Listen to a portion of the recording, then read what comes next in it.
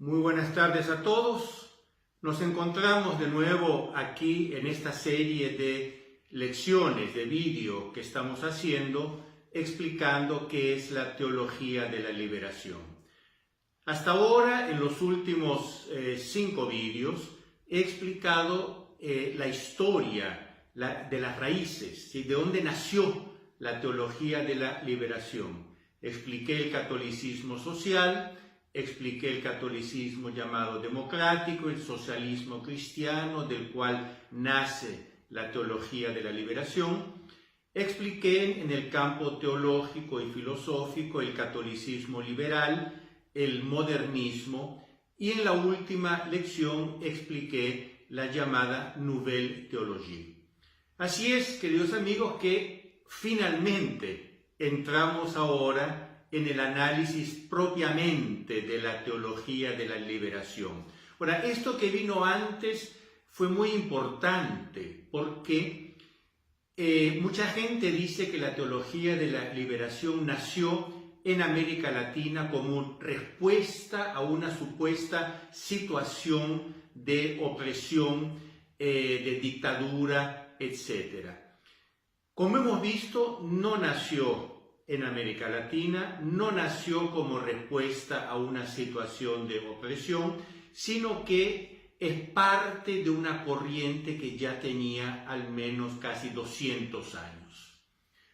Ahora, ¿qué es la teología de la liberación? Como siempre, yo voy a seguir el esquema de este libro, publicado hace 4 años, que analiza la historia y después las bases doctrinales de la teología de la liberación. Y tenemos que comenzar, una cosa antes, si hasta ahora fui muy rápido, muy veloz, muy sintético en las cosas que decía, yo ahora voy a comenzar a ser un poco más detallado.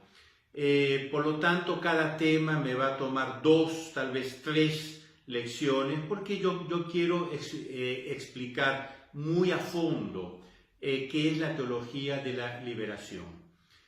Para comenzar, es cuestionable que la teología de la liberación sea una teología. Teología, teo, logos, el estudio de Dios. La teología se define como scientia Dei et rebus divinibus, la ciencia de Dios y de las cosas divinas. Por lo tanto, la teología tiene por objeto Dios y las cosas en relación a Dios. Su fuente principal, lo que se llama el locus theologicus, es una expresión acuñada en el siglo XVI por un teólogo español, a veces muy abusada, sobre todo a partir del siglo XX, pero es una expresión teológica perfectamente válida. La fuente de la teología, locus theologicus, es la revelación. Quiere decir, la teología es el estudio de Dios y de las cosas en relación a Dios a la luz de la revelación. Puede usar secundariamente otras ciencias. Para comenzar, la filosofía, que es un instrumento importantísimo para la filosofía. No recuerdo qué filósofo decía con toda razón: quien yerra la filosofía va a errar la teología. Quien se equivoca en filosofía se equivoca en teología, porque la filosofía nos da los criterios para analizar intelectualmente las cosas. Ahora, esta es la teología católica. La teología de la liberación no tiene a Dios como su objeto. Aquí cito un teólogo dominico español, Victorino Rodríguez, que criticando la teología de la liberación dice muy claramente: Los teólogos de la liberación no tratan de Dios como objeto primario y definitivo, ni siquiera del hombre en la perspectiva teológica de su origen, fin y realización, sino los movimientos de emancipación sociopolíticos de los hombres en la sociedad opresora. Quiere decir, el objeto del análisis de los teólogos de la liberación no es Dios y el hombre en relación a Dios, sino los movimientos de, pongámoslo entre comillas, liberación de situaciones también entre comillas opresoras. Un teólogo americano, teólogo de la liberación americano, padre Philip Berryman, uno de los promotores de la llamada Iglesia Popular en América Central, dice claramente: la teología de la liberación nace de la praxis revolucionaria y está centrada no en la Iglesia, sino en la sociedad. Por lo tanto, ven, queridos amigos, que ya desde el inicio encontramos problemas con esta teología de la liberación, tanto que es cuestionable que ni siquiera sea una teología. La teología de la liberación invierte el proceso teológico.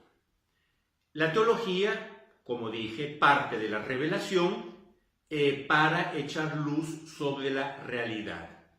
La teología de la liberación invierte el proceso teológico y parte de las cosas concretas, en concreto los movimientos de emancipación o de liberación, para echar luz en la teología. Por lo tanto, invierte el proceso teológico. Aquí tengo una frase del teólogo de la liberación brasileño Hugo Assmann, uno de los fundadores, junto con Padre Gutiérrez y otros, de esta corriente.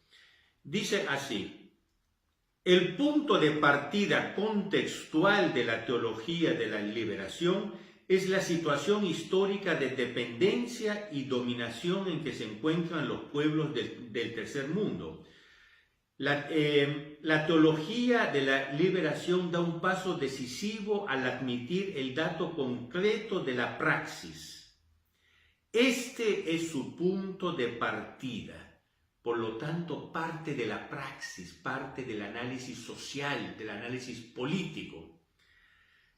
Padre Gutiérrez también dice: la teología de la liberación es una reflexión a partir de la praxis histórica del hombre. Otro teólogo de esta línea, el jesuita brasileño Enrico Cláudio de Lima Vaz, que es el mentor de toda la primera generación de teólogos de la liberación, dice así: la teología de la liberación se presenta como la primera forma de pensamiento teológico que procede de lo profano a lo sacro, o, si queremos, de la historia a la revelación, poniendo así de cabeza la epistemología teológica consagrada durante un milenio. Poniendo de cabeza, dicho más familiarmente, poniendo patas arriba, la epistemología teológica. Epistemología es la ciencia que estudia las ciencias. Epistemos en griego es ciencia. Cada ciencia tiene sus cánones epistemológicos. La epistemología de la teología es esa de comenzar por la revelación y descender hasta lo concreto. Estos señores ponen de cabeza esa epistemología, la invierten y comienzan de lo profano para subir hasta la revelación. Esto marca una ruptura total con la teología católica, lo que ellos llaman, y lo vamos a ver más tarde, usando expresión de Engels, una expresión de la filosofía, una ruptura epistemológica. Ahora, ¿cómo consiguen los teólogos de la liberación poner de cabeza el proceso teológico y afirmar que el objeto de ellos no es Dios sino la sociedad, manipulando el concepto de revelación. ¿Qué es la revelación? Ya el nombre lo dice, es el manifestar algo que es desconocido. Dios se ha manifestado al hombre revelándole cosas que él no sabía. Por ejemplo, el dogma de la Santísima Trinidad era desconocido por el hombre y es imposible que el hombre por sus solas fuerzas naturales pueda llegar a concebir el dogma de la Santísima Trinidad, o confirmando con su autoridad algunas verdades que el hombre por sus solas fuerzas naturales ya había conocido. Esta revelación, la revelación divina, está contenida en las Sagradas Escrituras, por lo tanto, Antiguo y Nuevo Testamento, y en la tradición con T mayúscula. Esto aquí, queridos amigos, es un concepto técnico, un concepto teológico, el concepto de tradición. Es la revelación manifestada por nuestro Señor Jesucristo, pero no escrita en los documentos, sino transmitida oralmente por la iglesia primitiva, después por la iglesia a través de los siglos. ¿Recuerdan cómo acaba el Evangelio de San Juan? Dice, esto que escribo es solo una mínima parte de lo que escuchamos de nuestro Señor Jesucristo. Los evangelios son una mínima parte. Ahora, ¿dónde quedó todo el resto de lo que nuestro Señor Jesucristo enseñó? Entró por el oído, por los oídos, y quedó en la cabeza de los cristianos de esa época, quedó en la iglesia primitiva que después fue transmitiendo esto a través de los siglos. Esta es la revelación que se llama la revelación pública.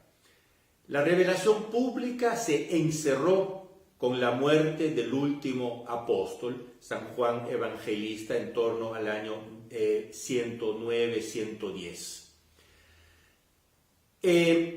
Esta revelación pública, como dije, está contenida en las Sagradas Escrituras y en la tradición.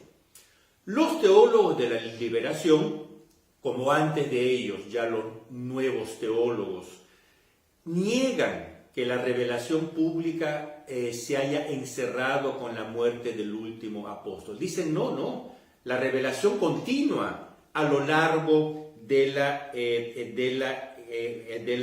historia.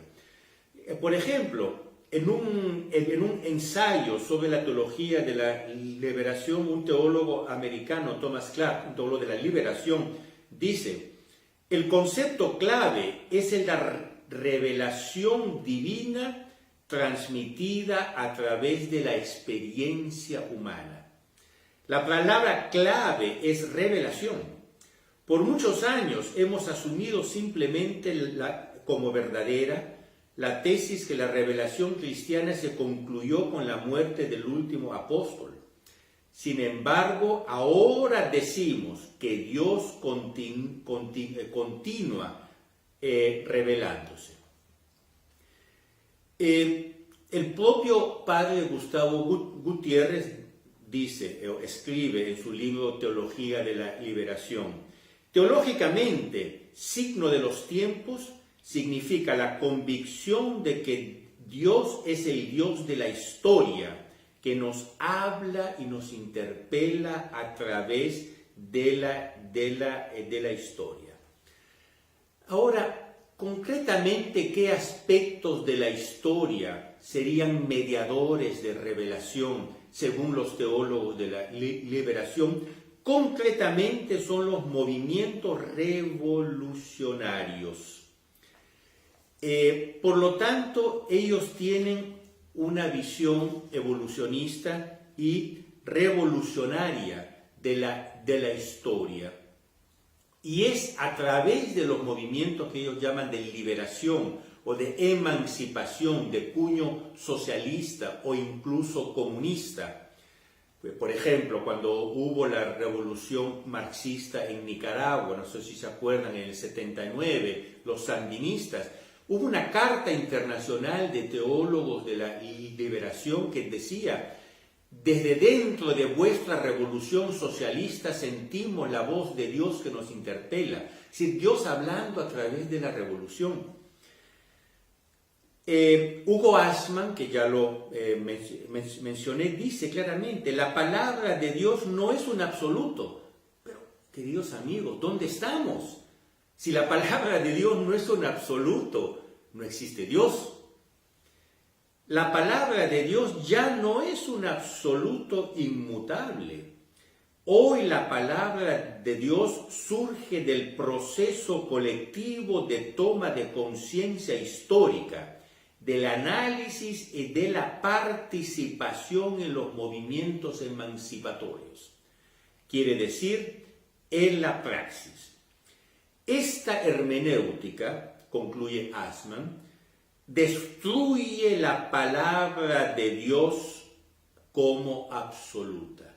Quiere decir, ellos simplemente destruyen la palabra de Dios como siendo una cosa absoluta y la ven como inmanente, no en la historia en general, sino inmanente en los procesos revolucionarios, lo que ellos llaman los procesos emancipatorios.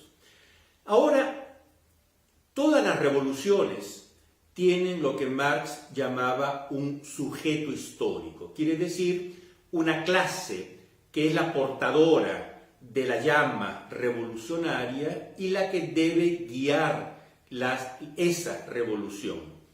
Podemos hablar del pueblo jacobino durante la Revolución Francesa. Marx llamaba sujeto histórico al proletariado, los proletarios que guían la revolución socialista. ¿Cuál es el sujeto histórico en la teología de la liberación? Ellos lo dicen, son los pobres. Hacer teología desde los pobres.